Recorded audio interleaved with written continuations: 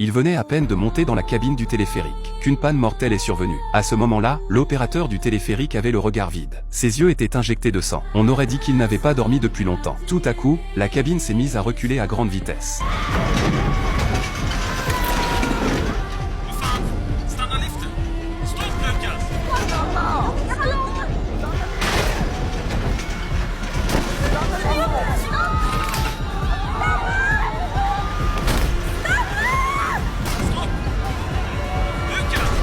Et ce n'était que le début d'une catastrophe nationale. Les équipes médicales sont arrivées très vite sur place pour porter secours. Mais des dizaines de personnes sont mortes sur le coup. La police a demandé à l'infirmière Erin d'examiner l'opérateur, Lucas. Il semblait s'être effondré psychologiquement. Et il était en proie à des hallucinations.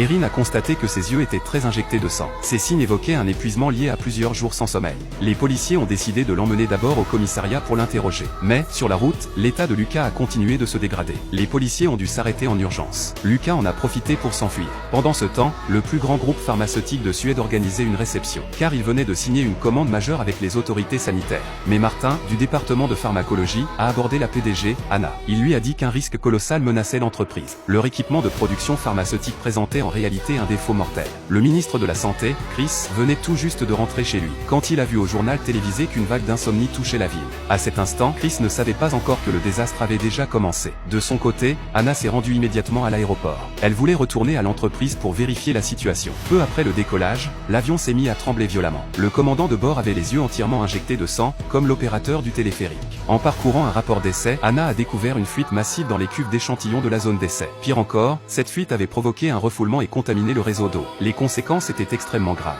Anna a aussitôt saisi son téléphone pour appeler ses équipes. Mais elle n'avait aucun signal. À ce moment-là, les turbulences se sont brusquement aggravées. Et le commandant de bord a sombré dans l'inconscience.